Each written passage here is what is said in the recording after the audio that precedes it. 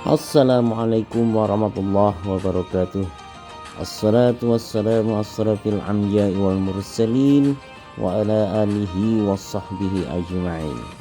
Alhamdulillah wa syukurillah, Allah telah membangunkan kita semua untuk beranjak dari tempat tidur kita masing-masing. Mari kita sholat subuh secara bersama.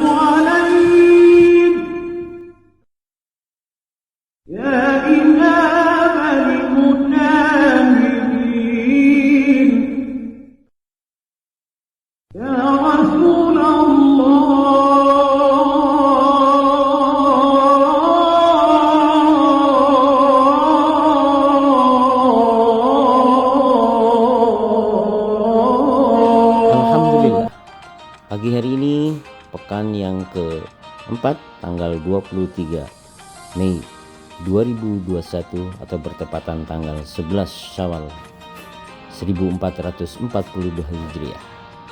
Mari kita menimba ilmu, mari kita bertaladul ilmi, mari kita menghadap ridho dan berkahnya pagi hari ini sembari kita terus mencari dan menimba ilmu-ilmu agama.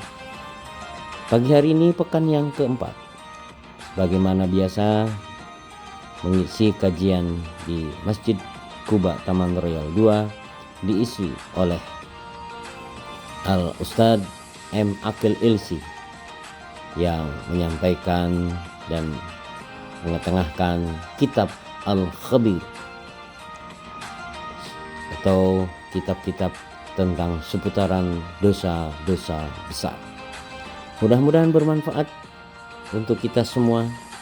Mari kita simak bersama, mencermati, memahami, dan melaksanakannya, menghindari hal-hal yang terkait dengan dosa-dosa besar. Tema kecil kali ini disampaikan oleh Al-Ustadz M. Aqil Ilsi, yaitu tentang sihir dan cabang-cabangnya atau jenis serta macam-macam tentang jenis sihir. Semoga bermanfaat untuk kita semua. Mari kita simak bersama dengan sepenuh hati, niat untuk mencari dan menimba ilmu. Jangan lupa like, share, comment, and subscribe di channel Endang Tarion. Terima kasih. Assalamualaikum warahmatullahi wabarakatuh.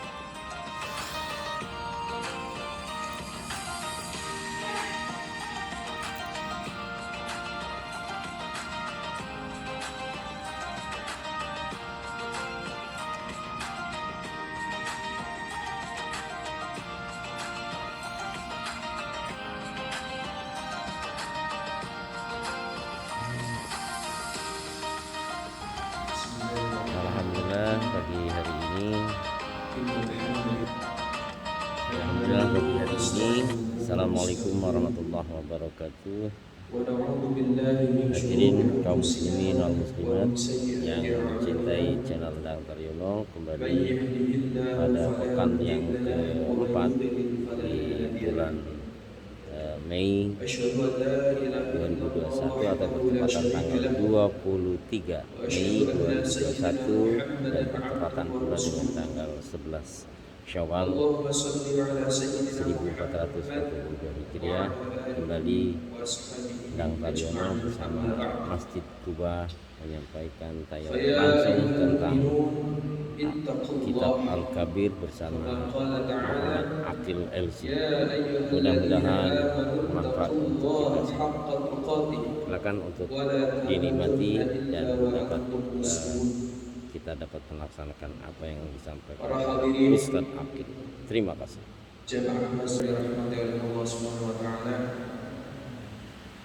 Alhamdulillah, segala puji bagi Allah Subhanahu wa taala yang telah memberikan kesempatan kepada kita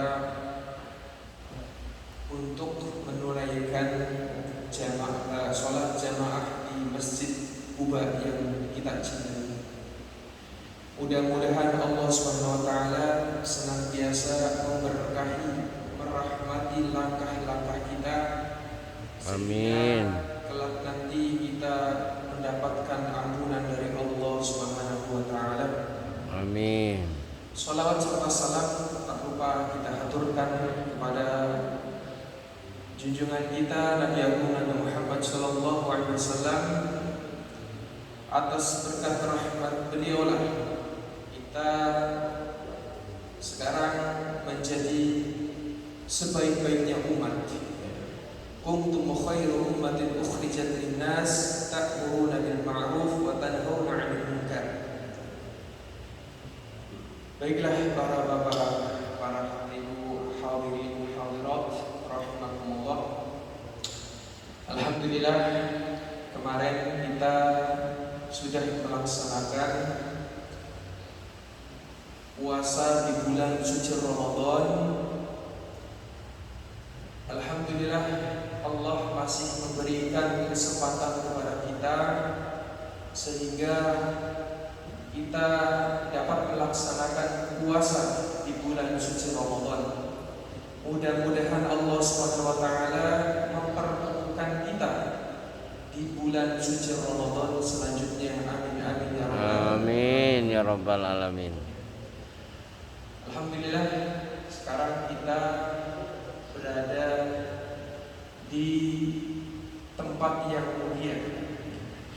Kita sekarang berada di majlis yang mulia yang insyaallah ini adalah taman-taman surga seperti yang dikatakan oleh Rasulullah SAW, dan Rasulullah menukil dari Allah Subhanahu wa taala bahwasanya maghfuran lakum, tidaklah kalian bangun dari tempat ini, dari majlis ini, melainkan kalian mendapatkan ampunan dari Allah Subhanahu wa taala.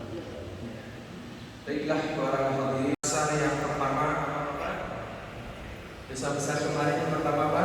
Syirik. Asyirku billah. Dosa besar yang pertama yaitu seseorang mensekutukan Allah Subhanahu wa taala wal a'yadu billah.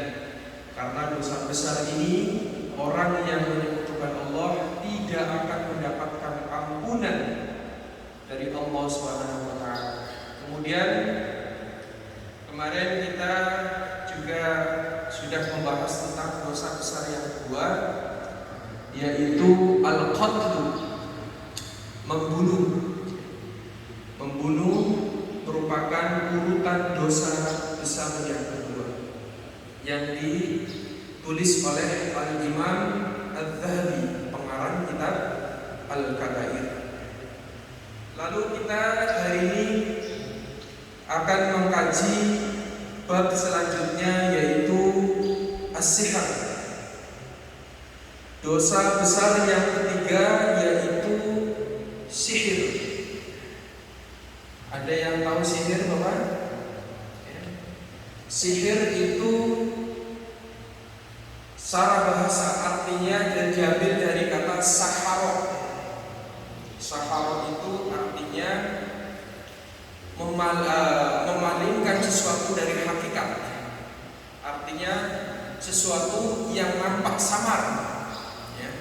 Kalau bahasa kita biasanya kalau sihir itu yaitu semacam santet atau pelet atau guna-guna. Ya. Jadi di Indonesia ini yang namanya sihir itu macam-macamnya sangat banyak Bapak sekalian. Sehingga sihir ini sangat diperhatikan di dalam Islam. Dosa besar yang ketiga yaitu seseorang melakukan perbuatan syirik. Karena perbuatan ini adalah perbuatan yang dosanya sangat besar. Pengarang kitab ini mengurutkan sihir di bab nomor 3, sedangkan pembunuhan bab nomor 2. Ini pengarang kitab ini mendapat kritikan daripada para ulama. Ya. Kenapa seharusnya sihir ini ya ditulis ke bab yang nomor 2, jangan nomor 3, karena sihir ini masuk pada bab syirik ya. Maka ya pengarang kitab ini ya didebat oleh para ulama karena sihir ini termasuk perbuatan syirik, yang mana seorang yang melakukan perbuatan syirik yaitu orang yang menyekutukan Allah Subhanahu wa taala. Tentang sihir ini sangat banyak macamnya, Bapak. Jenisnya itu sangat banyak, terutama di negara kita ya. Namun kebanyakan orang menganggap sihir itu sebagai sesuatu yang haram. Padahal sebetulnya orang yang melakukan perbuatan syirik, orang yang melakukan perbuatan sihir ya, itu hukumnya bukan cuma haram, tetapi kufur kepada Allah Subhanahu wa taala. Para ulama sepakat ya, mengatakan bahwa hukum orang yang melakukan sihir yaitu halal darahnya untuk dibunuh. Seperti halnya yang dikatakan oleh sahabat Umar bin Khattab, yaitu suatu ketika beliau menulis kepada gubernur-gubernur yang di bawah naungan beliau, yang mana beliau isi dari suratnya yaitu ayat dulu sahir atau sahirat, bunuhlah orang-orang yang melakukan perbuatan sihir, baik laki-laki dan perempuan ya. Sihir ini ada bukan muncul ya pada masa sekarang bukan, tetapi sihir ini muncul dari zamannya para nabi-nabi terdahulu, terutama kebanyakan ya muncul ilmu sihir, ilmu pelet ya, itu muncul pada zamannya Nabi Sulaiman ya, pas pada zamannya Nabi Sulaiman ini sihir ini mulai bermunculan ya, sangat banyak ya. Kemudian bab sihir ini juga bab yang sangat krusial. Banyak yang tidak tahu bahwa sihir itu perbuatan yang dapat menjerumuskan pelakunya, menjauhkan pelakunya dari syariat-syariatnya Allah Subhanahu wa taala. Ya. Ya. Maka kita harus tahu betapa besarnya dosa orang yang melakukan sihir. Dulu sihir ini ya, banyak dilakukan oleh orang-orang kampung. Sekarang sudah menjalar ke perkotaan. Orang dulu mengenal sihir itu kebanyakan di kampung, tapi sekarang sudah mulai di perkotaan. Ini sihir ini bukan main-main, Pak. Ya. Ini perkara yang harus kita perhatikan. Ya. Di Saudi Arabia sana, ya, itu ada undang-undangnya.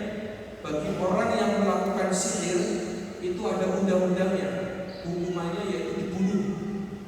Ya. Jadi di sana ada tim amar ma'ruf nahi munkar, yaitu dari kepolisian. Tugasnya ya mencari orang yang melakukan perbuatan sihir. Sampai sekarang ya ada TV-nya di sana. Ya. Ya. Jadi di Indonesia saja yang belum ada ya. Sekarang belum ada petugas untuk menangkap orang-orang yang melakukan perbuatan sihir. Ya. Ini harus masih ada di Indonesia ya. Lalu sihir itu ya dikatakan oleh para ulama adalah sesuatu yang real, nyata, yang mempunyai hakikat. Ada perbedaan ulama memandang tentang sihir. Ulama yang kita anut, yaitu ulama Ahlus Sunnah wal Jamaah, mengatakan bahwasanya sihir itu real, nyata, Bapak sekalian. Sihir itu ada, ya. Karena ini sangat diperhatikan oleh Islam. Ya. Agama Islam tidak memandang sesuatu melainkan karena ada hakikatnya. Maka ini sangat diperhatikan dalam Islam.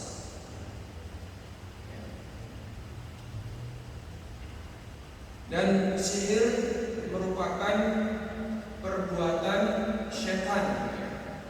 Ya, sihir ini merupakan perbuatan setan, dan tujuan setan mengajarkan manusia tidak lain agar manusia melakukan persekutuan kepada Allah Subhanahu wa taala. Maka harus hati-hati ya. Tadi yang saya ceritakan di Arab Saudi sana ada polisi yang tugasnya mencari para tukang sihir. Jadi kalau orang ya, mempelajari ilmu sihir, kepingin sihirnya itu laku, ya, jaspleng, artinya sihirnya itu ya mempunyai kekuatan yang besar, maka pelakunya harus melakukan kemaksiatan.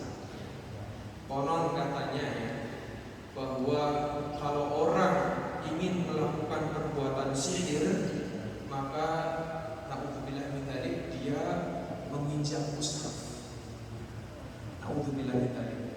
Orang ya yang mempelajari ilmu sihir, agar ilmu sihirnya ini dapat ya mempunyai ilmu yang kuat, yang besar, yaitu dia harus menginjak mushaf Al-Quran. Naudzubillah min dzalik. Ya. Apalagi kalau ingin ilmunya jaspleng ya, ingin ilmunya langsung jadi, ya, naudzubillah, dia membawa mushaf Al-Quran di kamar mandi. Naudzubillah min dzalik. Ini perkara ini pernah terjadi di Saudi Arabia. Jadi tim dari kepolisian yang ya mencari orang tukang sihir ya, suatu ketika ada orang yang memberitahu bahwasanya ada seseorang di daerah ini, dia ya melakukan perbuatan sihir. Lalu polisi ini langsung mendatangi rumahnya. Ternyata apa yang ditemukan, tidak ada yang mencurigakan di rumahnya. Di rumahnya tukang sihir tidak ada yang mencurigakan. Akhirnya karena polisi ini sudah berpengalaman, ya, dia mencari bukti daripada perbuatannya ini. Dia langsung membuka spiteng. Ya. Ternyata di dalamnya terdapat mushaf, terdapat Al-Quran, terdapat ayat-ayat Allah. Langsung ditangkap sama polisi Saudi Arabia. Ya. Ini sudah gak asing lagi ya. Jadi kalau orang ingin melakukan perbuatan sihir, ya, yaitu harus melakukan kemaksiatan. Dulu saya pernah waktu masih di Kairo, dulu saya diamanati sebagai petugas ya, kebersihan untuk membersihkan tempat yang mau dijadikan tempat untuk sholat Idul Fitri ya, waktu itu. Naudzubillah min dzalik, Waktu itu saya membersihkan di area sampah ya, tong sampah. Ternyata di situ terdapat batu yang tertulis ayat Al-Quran yang menggunakan tinta merah. Saya kaget waktu itu. Kok kenapa ada ayat Al-Quran tertulis di batu? Ternyata di tempat itu terkenal dengan tukang sihir. Banyak banget di sana orang-orang yang melakukan perbuatan sihir. Maka inilah perbuatan orang tukang sihir. Maka dikatakan sihir ini mempunyai dosa yang sangat besar. Dan orang yang menuntut ilmu sihir, Bapak sekalian,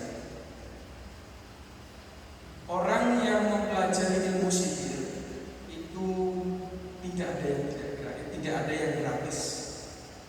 Orang yang mempelajari ilmu sihir itu tidak ada yang gratis. Orang yang menuntut ilmu sihir harus ada maharnya. Maharnya apa?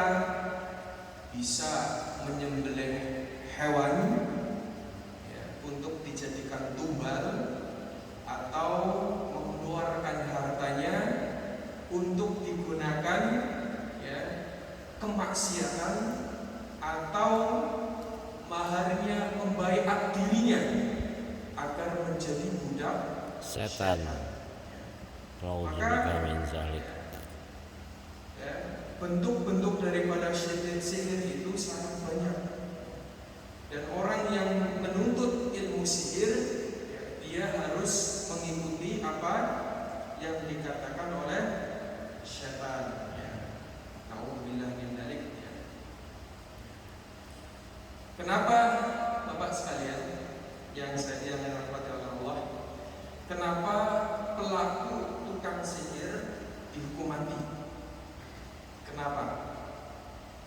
Karena pelaku tukang sihir yaitu kufur terhadap Allah Subhanahu wa Ta'ala. Karena seseorang mempelajari ilmu sihir tidak lain tujuannya untuk menyakiti orang lain, mendolimi orang lain. Ini kalau ajaran menyakiti orang lain, mendolimi orang lain, kira-kira ajaran siapa? Setan. Ajaran setan. Maka ini sangat diperhatikan di dalam Islam. Ada yang pernah mendengar sihir, teman? Sering. Ada yang pernah mengalami terkena sihir? Wah. Belum ya? Mudah-mudahan jangan. Jadi sihir ini bentuknya itu banyak banget ya. Saya dulu pernah sempat belajar di Pondok Jawa Timur ya. Saya mengenal ilmu sihir itu di sana. Saya waktu itu mondok dan kebetulan ada beberapa teman yang salah belajar. Jadi dia malah mempelajari ilmu sihir. Dia masih tahu ke saya, oh ternyata tuh sihir itu seperti ini, banyak macamnya. Ada sihir yang berupa puhul. Ada yang tahu puhul? Rajah ini semacam kertas yang ditulis dengan ayat-ayat Allah atau ditulis dengan kain zikir-zikir ya. Tapi alat yang digunakan itu menggunakan alat yang najis. Ini namanya rajah. Biasanya digunakan untuk orang-orang yang pedagang gitu ya, biar jualannya laris ya, biar laku ya, maka mereka pasang rajah pengasian. Naudzubillah min dzalik, ini termasuk perbuatan ya sihir. Dan kalau pelaku sihir ya, kalau pelaku sihir, orang yang belajar ilmu sihir atau orang yang mendatangi dukun, lalu dia tidak melanjutkan apa yang diinginkan oleh setan, ya, maka dampaknya itu sangat besar. Orang yang mempelajari ilmu sihir atau orang yang mendatangi dukun, ya, lalu dia tidak melanjutkan perjanjian yang telah dibuat dengan setan, maka ya dampaknya itu sangat besar. Bisa mengenai keluarganya, bisa mengenai kehidupannya, bisa ya menjadikan kehidupannya tidak harmonis. Ini dulu ya Rasulullah SAW, beliau juga pernah terkena sihir. Beliau pernah terkena sihir oleh seorang penyihir dari Bani Zurek yang namanya Labid bin Asom. Labid bin Asom ini seorang penyihir yang hadal, seorang Yahudi. Dia itu berasal dari Yahudi. Kelompoknya itu dari Yahudi. Nah, dia itu terkenal dengan sihirnya. Ya. Jadi Bapak Ibu sekalian perlu diperhatikan bahwa munculnya ilmu sihir ya, itu kebanyakan munculnya dari orang-orang Yahudi. Ilmu sihir itu muncul ya dari orang-orang Yahudi. Ya. Jadi orang-orang Yahudi ini memang orang yang banyak dosanya ya, orang yang banyak dosanya. Sihir kebanyakan dilakukan oleh orang-orang Yahudi. Riba, munculnya riba, bunga bank itu dari mana Pak? Yahudi. Dari Yahudi. Dari orang-orang Yahudi ini manusia yang terkutuk, ya. Manusia yang paling banyak melakukan kerusakan di bumi ini. Ya, ini muncul ya di zamannya Rasulullah SAW pernah terjadi juga. Jadi suatu ketika Rasulullah SAW pernah disihir oleh seseorang yang bernama Labid bin Asom. Beliau ya pernah terkena sihir melalui rambut beliau.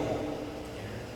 Jadi dulu rumah Rasulullah itu selalu terbuka, sehingga banyak anak-anak kecil yang suka bermain-main di rumah Rasulullah.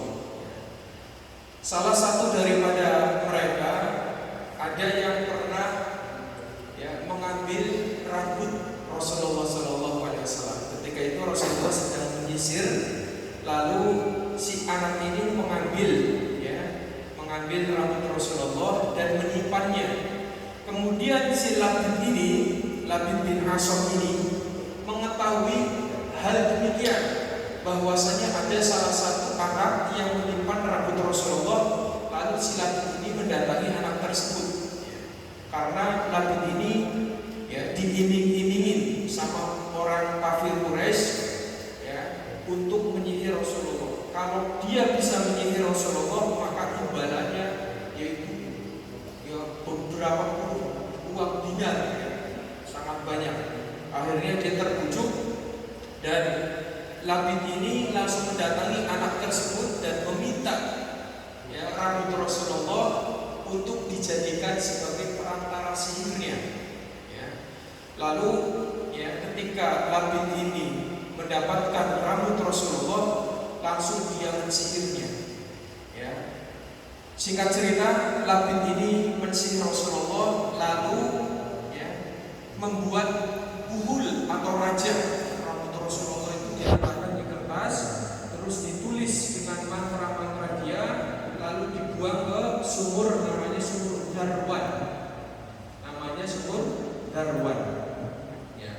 Ketika itu Rasulullah SAW sempat terkena sihir. Beliau merasakan sesuatu yang aneh. Ya, beliau melakukan sesuatu, tetapi beliau tidak sadar bahwasanya beliau melakukan hal demikian. Lantas Rasulullah bercerita kepada Sayyidah Aisyah tentang hal yang dilakukan oleh beliau. Lalu Rasulullah SAW malamnya didatangi dua makhluk Allah. Konon katanya ini adalah malaikat yang turun, yang satu di kepala Rasulullah, yang satunya di kaki Rasulullah. Salah satu dari mereka bertanya, "Wahai sahabatku, kenapa beliau sakit?" Lalu yang satunya berkata, "Rasulullah terkena sihir, yaitu yang menyihir yaitu orang yang namanya Labid bin Aswad, dan rajahnya atau buhulnya diletakkan di sumur Darwan." Suatu ketika Rasulullah mendengar dan Rasulullah langsung pergi ke sumur Darwan. Ternyata betul di dalamnya terdapat buhul atau raja. Lalu Rasulullah mengambilnya dan Rasulullah langsung memendam di bawah tanah. Atau kata Rasulullah, kalau gak dipendam, yaitu dibakar. Kita bisa mengambil pelajaran dari ini bahwa kalau ada orang yang terkena sihir lalu didapetin berupa raja atau buhul, maka langsung dipendam. Kalau tidak dipendam, dibakar. Insya Allah itu sihirnya akan hilang. Para hadirin sudah mulai rahimakumullah, kita membaca kitab sebagai tanda terbitnya fajar matahari. Imam Fajar Tadi baru mau matahari akan saja. terbit dan terlihat Karena suasana sudah terang benderang. Kata pengarang kitab ini mengatakan bahwasanya seorang yang berbuat sihir wajib pasti dia melakukan kufuran kepada Allah Subhanahu wa taala. Seorang yang melakukan sihir otomatis dia melakukan syirik kepada Allah Subhanahu wa taala. Lalu beliau pengarang kitab ini menukil ayat Al-Qur'an yaitu surat Al-Baqarah ayat 102. Walakinna syayatin kafaru yu'allimuna an-nasa sihr. Ini ayat ini menunjukkan bahwasanya setan-setan itulah yang kafir. Mereka lah yang mengajarkan manusia ilmu sihir. Ini menunjukkan bahwasanya perkara sihir, perbuatan sihir emang berasal dari setan. Jadi orang yang mempelajari ilmu sihir otomatis dia meminta bantuan dengan setan. Wa ma li syaitanil mal'un ghardun fi ta'limil insani sihr illa liyushrika bihi. Tadi yang saya katakan bahwasanya tidaklah setan mengajarkan manusia ilmu sihir melainkan agar manusia itu mensekutukan Allah Subhanahu wa taala. Jadi tujuan setan yang tadi saya sampaikan bahwasanya tujuan setan mengajarkan ilmu sihir kepada manusia yaitu agar manusia mensekutukan Allah Subhanahu wa taala. Lalu pengarang kitab ini menukil ayat yang menjelaskan tentang Nabi Sulaiman. Qala ta'ala mukhbirun an Harut wa Marut. Ayat ini menjelaskan tentang Harut dan Marut. Jadi Harut dan Marut ini kalau orang di kalangan perdukunan atau orang yang melakukan zakat mendengar kata-kata Harut dan Marut itu sesuatu yang tidak asing. Lalu Lalu ini dijelaskan di dalam Al-Quran, wa ma yu'allimani min ahadin hatta yaqula innama nahnu fitnatun fala takfur. Ayat ini menjelaskan tentang fitnah daripada orang-orang Yahudi. Orang-orang Yahudi yang mengatakan bahwasanya Nabi Sulaiman itu adalah orang yang melakukan sihir. Lalu Allah menurunkan ayat ini bahwasanya Harut dan Marut tidaklah mengajarkan kepada seseorang yang sebelumnya dia mengatakan innama nahnu fitnatun fala takfur. Kami diutus oleh Allah di dunia ini adalah sebagai fitnah, sebagai ujian bagi kalian, maka janganlah berbuat kufur. Jadi Harut dan Marut ini ikhtilaf di kalangan para ulama. Ada yang mengatakan dua malaikat yang taat kepada Allah. Suatu ketika para malaikat itu mengadu ke Allah, ya Allah, kenapa yang dijadikan khalifah di bumi ini manusia bukan dari malaikat, sedangkan para manusia ini orang-orang yang banyak melakukan kerusakan di bumi ini, kenapa bukan kita ya Allah? Lalu Allah menurunkan dua malaikat Harut dan Marut ke bumi ini. Orang katanya ada yang mengatakan menyerupai berupa manusia. Ayat ini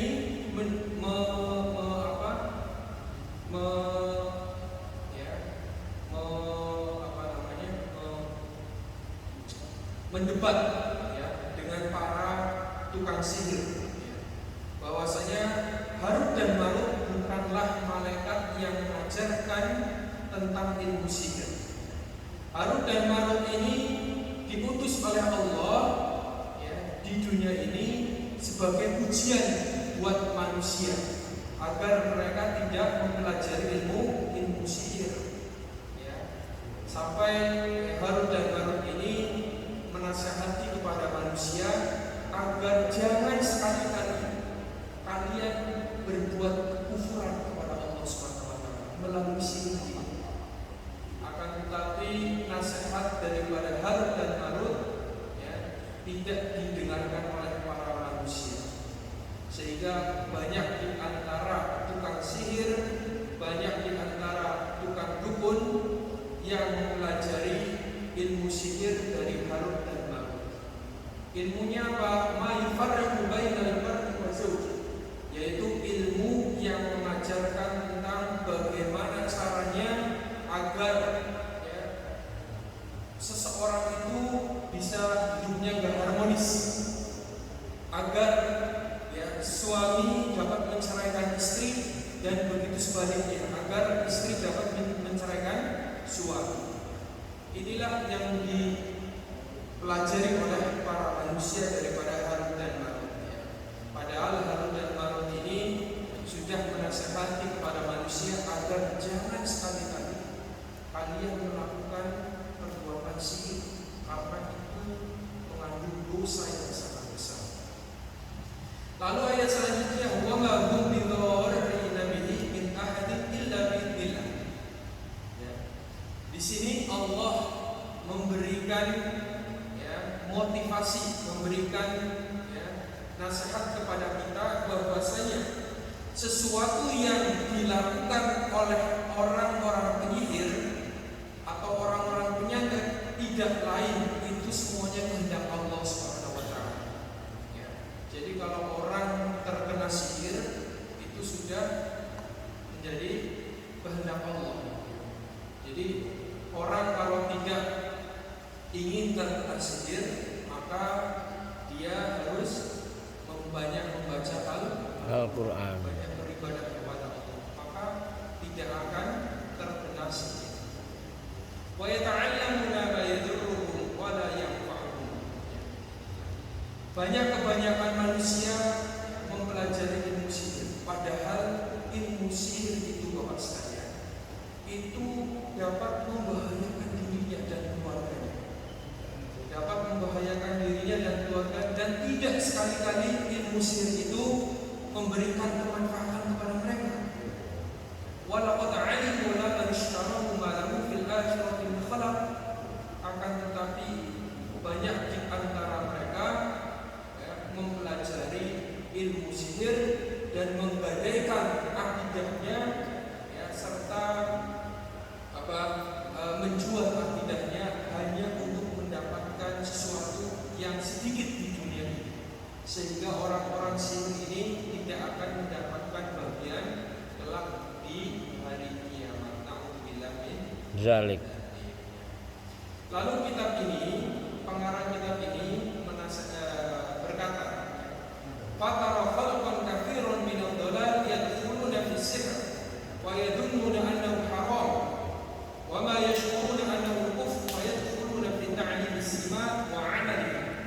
Yang tadi saya jelaskan bahwasanya Imam Al-Dhahabi ini berkata, dulu pada zamannya beliau itu sihir itu sangat banyak dilakukan oleh kalangan para manusia, sehingga banyak orang yang mengira bahwasanya sihir itu hukumnya hanya haram.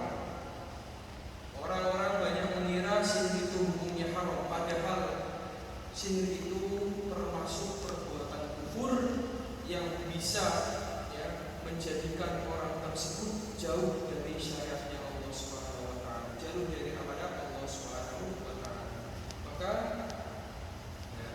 Maka orang yang melakukan perbuatan sihir yaitu dihukum dibunuh, karena dia melakukan perbuatan kufur kepada Allah Subhanahu wa taala. Mungkin sampai di sini, barangkali ada yang mau bertanya, silakan. Ini ada satu lagi, ada hadis yang menjelaskan tentang sihir. Ada yang boleh baca ya. Innar riqa wat tamaim wat tiwala syirkun. Kata Rasulullah, sesungguhnya ruqyah, ruqyah di sini adalah ruqyah yang bukan syar'i.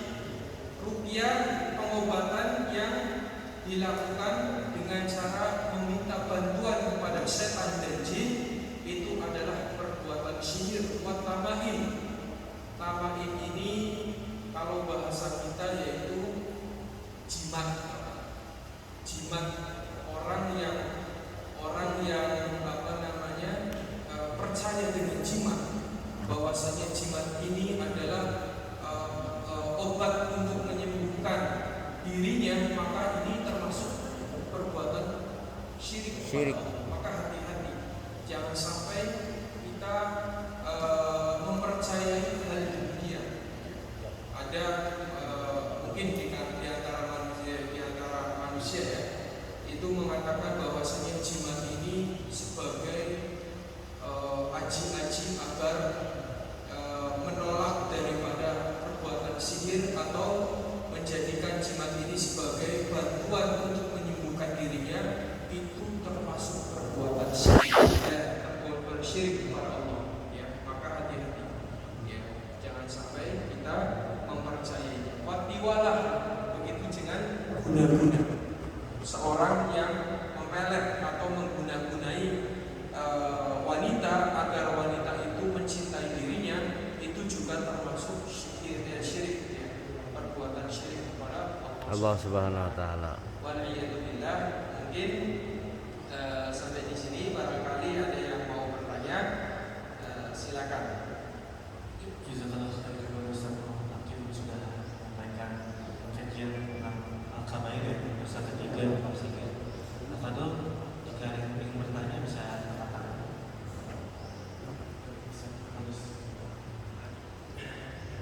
Ini boleh.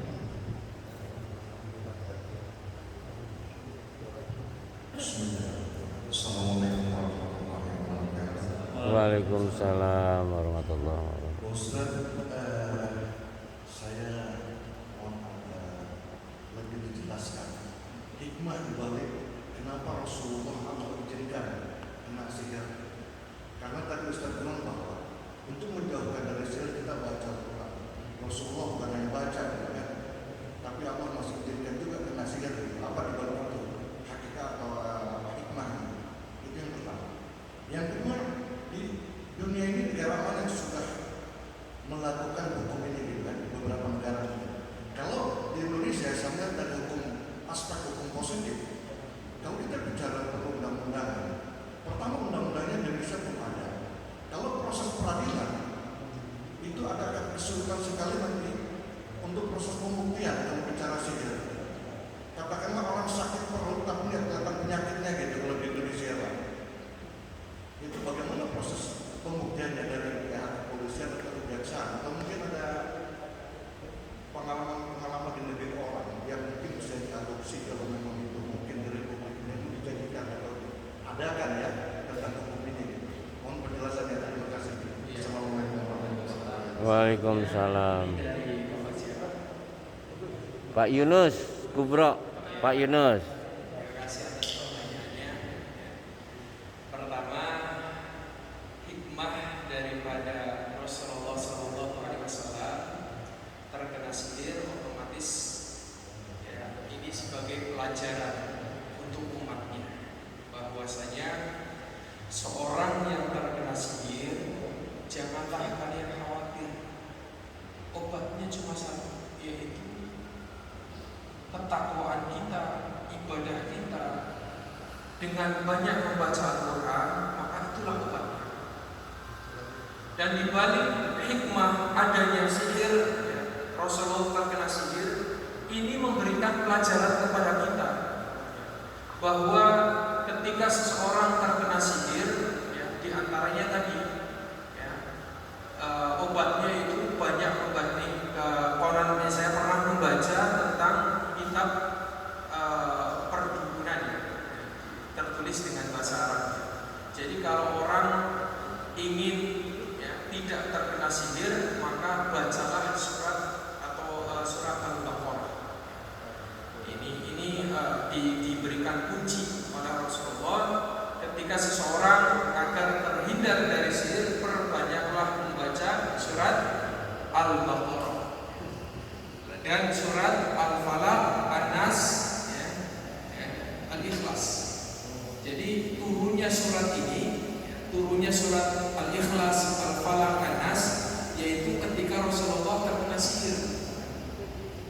Rasulullah ketika terkena sihir turunnya ayat ini. Ya.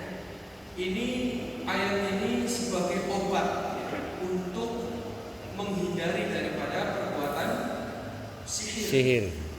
Jadi hikmah Rasulullah terkena sihir juga sangat banyak ya, agar kita dapat meyakinkan diri kita bahwasanya sihir itu ada. Sihir itu bukan sesuatu yang tipuan belaka, bukan, tetapi sihir itu real, nyata. Sihir itu betul-betul ada. Ya. Dan Rasulullah mengajarkan kita hikmahnya juga diantaranya ketika kita terkena sihir, kemudian kita menemukan salah satu tanda-tanda daripada perbuatan sihir, yaitu berupa raja kubur, maka hendaknya kita membakarnya dan kita membacakan surat Al-Baqarah. Itu hikmahnya diantaranya. Lalu pertanyaan yang kedua, yaitu tentang negara mana saja yang telah melakukan sihir, Pak ya, yang memperlakukan undang-undang adanya sihir. Yang saya tahu diantaranya yaitu Arab Saudi, Brunei Darussalam. Yang saya tahu ini diantaranya Arab Saudi dan Brunei Darussalam. Ini dua negara ini yang melakukan penindakan terhadap tukang sihir. Jadi ada undang-undangnya di sana. Orang yang melakukan sihir maka dihukum mati, dihukum al-qatl. Lalu bagaimana caranya agar bisa memastikan orang ini melakukan perbuatan sihir? Di dalam Islam sudah dijelaskan bahwa ketika seseorang melakukan perbuatan sihir, ya, terus lalu pembuktiannya apa? Yaitu lewat pengakuan. Kalau dia mengaku bahwasanya, ya, setelah dibujuk, setelah didesak, ya, sampai dia mengaku bahwasanya dia tukang sihir, maka dia langsung terkenai hukuman. Di Arab Saudi juga seperti itu. Di Arab Saudi seperti itu. Jadi melalui pengakuan, ya.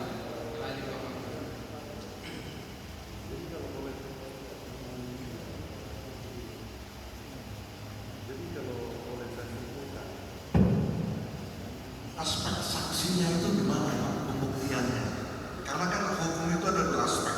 Pengakuan saja nggak cukup gitu loh. Harus ada saksi. Di mana nanti kesaksiannya? Itu yang mungkin kalau terjadi proses peradilan akan mengalami kesulitan dalam proses pembuktian tadi. Baik dari mungkin jaksa kah atau pihak kepolisian kah yang ditugaskan untuk itu akan mengalami kesulitan. Itu aja barangkali dari saya. Terima kasih.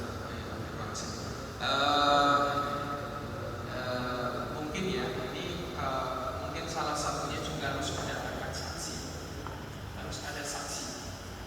Bisa mendatangkan ketika 4 orang saksi mengaku bahwasanya dia melakukan perbuatan sihir dan betul-betul dia melakukan perbuatan sihir, maka bisa dikatakan dia pelaku. Dia dikatakan sebagai pelaku tukang sihir. Harus mendatangkan 4 orang saksi. Harus mendatangkan 4 orang saksi. Mungkin ada lagi yang mau ditanyakan? Ya, silakan.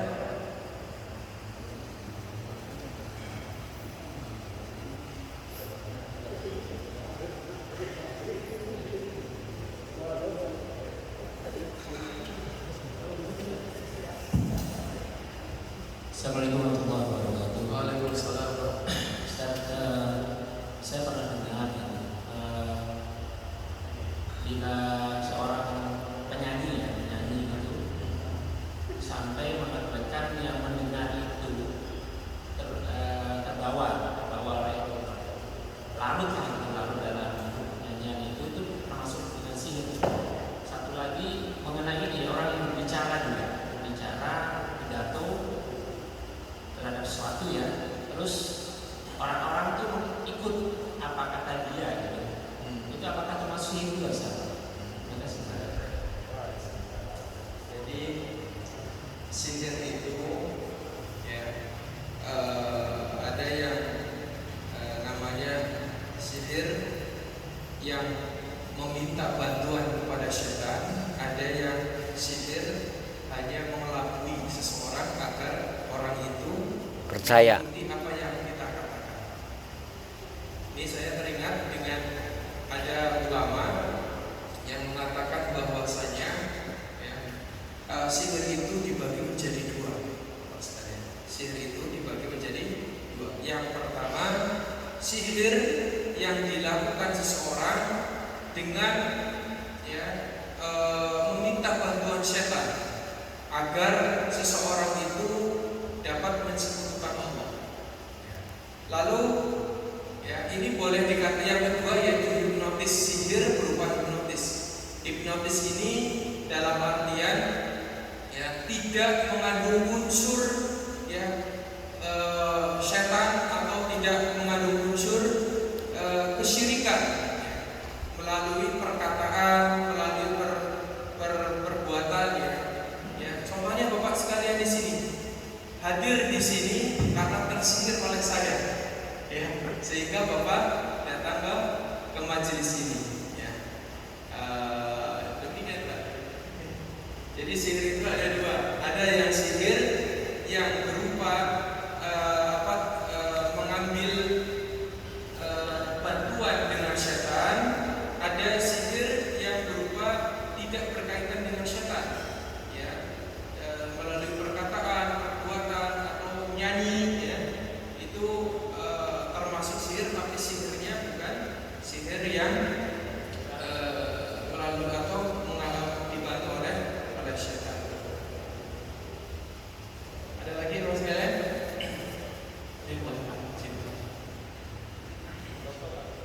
Pak Toto. Assalamualaikum warahmatullahi wabarakatuh. Waalaikumsalam. Tadi sebenarnya mau nanyakan mengenai hipnotis Pak Ustaz. Jadi hipnotis itu secara hukum gitu ya, apakah diperbolehkan atau tidak, yang tidak terkait dengan setan tadi. Karena kenapa? Biasa mungkin kalau kemampuan orang itu bisa mensugesti. Itu yang pertama. Yang kedua adalah dari dulu sejak kecil tuh banyak hiburan itu kita disuguhkan dengan sulap. Jadi kita nanti terkesima dengan orang tersebut. Apakah ini juga termasuk kategori dari sihir? Kemudian yang mungkin yang ketiga sekalian, Ustaz, lagi dari kecil juga sering kita melihat orang surupan gitu. Kalau secara medis kan psikologis saja, tapi ada yang mengatakan bahwa ini ada peran dari setan. Sementara saya dapat informasi bahwa setan, jin itu di alam gaib, manusia di alam nyata. Secara aktivitas ini tidak bisa bercampur. Setan itu hanya bisa bercampur dengan manusia hanya untuk menggoda pada kejahatan. Sementara kalau kesurupan tadi, adakah peran dari setan atau memang psikologis dari manusia itu yang lagi kosong? Pertama tentang hipnotis ya. Hipnotis itu ya, yang tadi saya katakan, ada yang peranannya menggunakan setan, ada yang peranannya menggunakan tipuan tangan belakang. Karena pesulap itu tidak semuanya menggunakan peranan setan.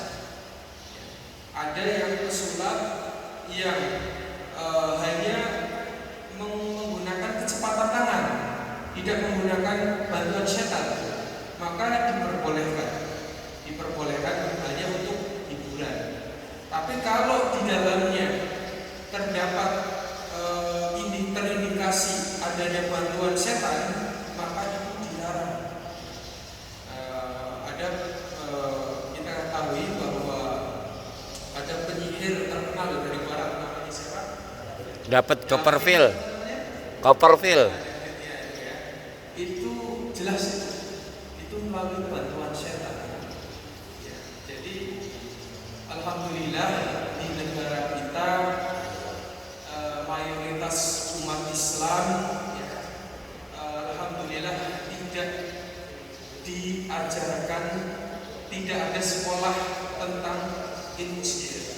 Jadi di barat sana, terutama di Yahudi ya, saya pernah membaca ya, bahwa di sana dilegalkan ilmu sihir, pendidikan sihir itu sangat dilegalkan. Harry Potter Di Inggris, terutama di Yahudi ya, orang-orang yang di Israel, Bani Israel itu mempunyai sekolah khusus tentang ilmu sihir ya. Konon katanya ya, pusat daripada sekolahan tersebut yaitu di Jerman ya. Di sana dilegalkan tentang orang yang mempelajari ilmu sihir ya. Alhamdulillah, mudah-mudahan jangan sampai di negara kita dilegalkannya sekolah tentang persihiran. Alhamdulillah.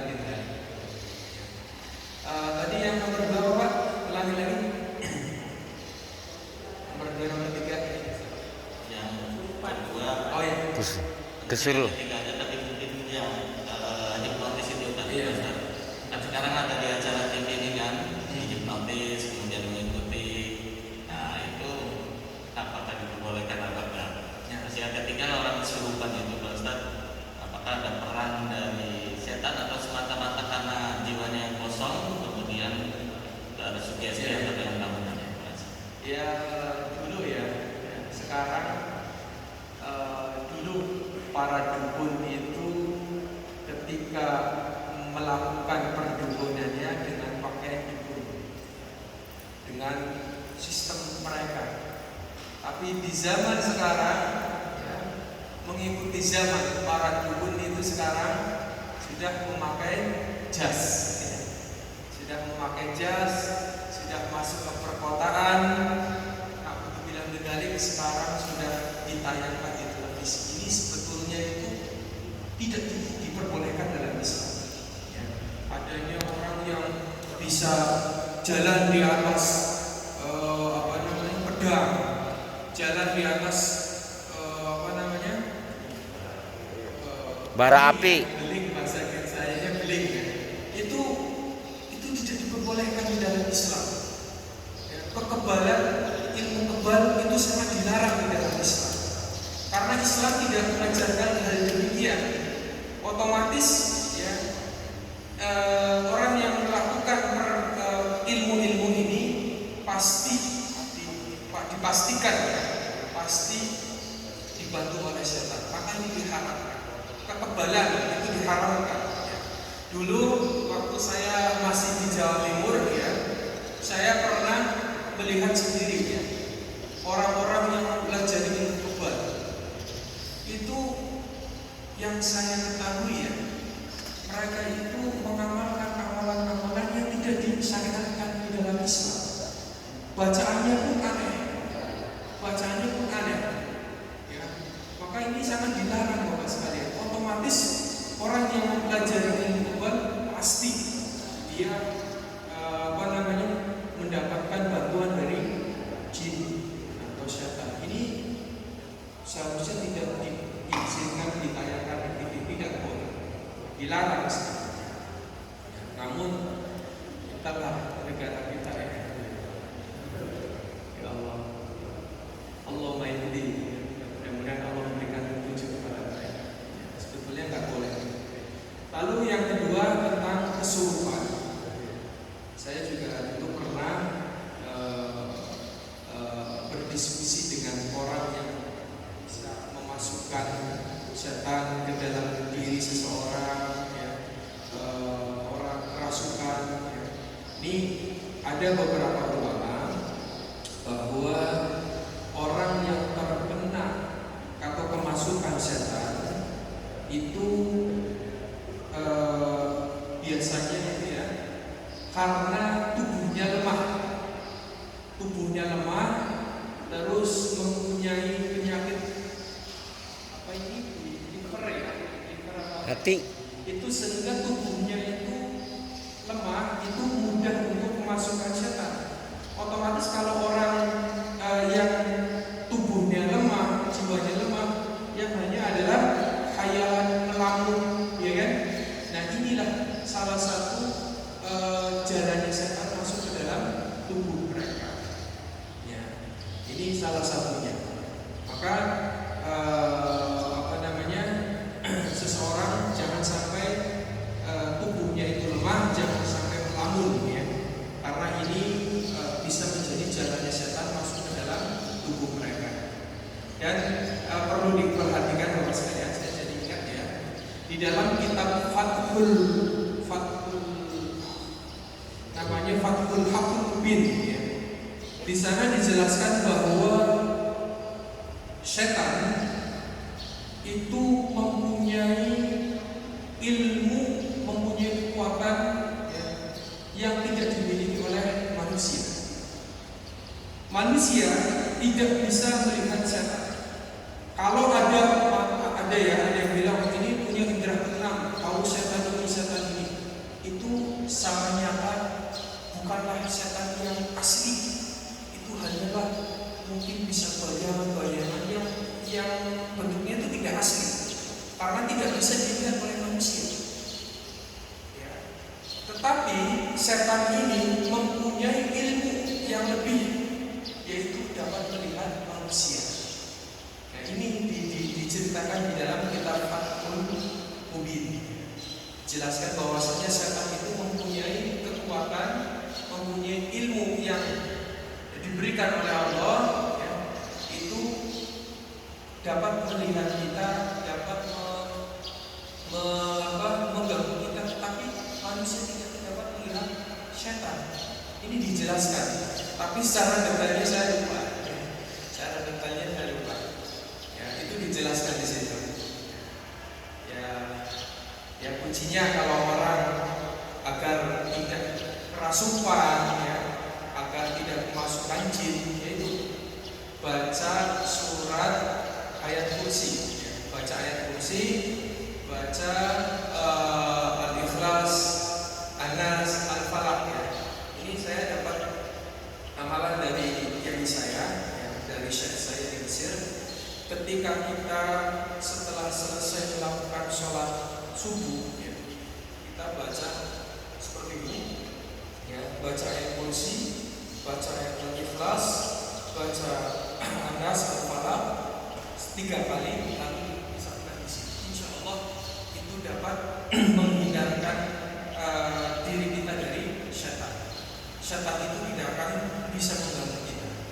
Ini kata beliau ya, beliau itu mengamalkan hal demikian agar seseorang tidak terkena santet, tidak terkena sihir, tidak tergoda oleh syaitan, maka bacalah ayat-ayat ini. Insya Allah akan terhindar dari perbuatan syaitan. Mungkin Cukup. sekian ya. Ya, terima kasih atas perhatiannya. Wallahu muwaffiq ila aqwamit thoriq. Assalamualaikum warahmatullahi wabarakatuh. Waalaikumsalam warahmatullahi wabarakatuh. Jazakallah khair. Mungkin kita tutup sama-sama dengan barakatul majelis.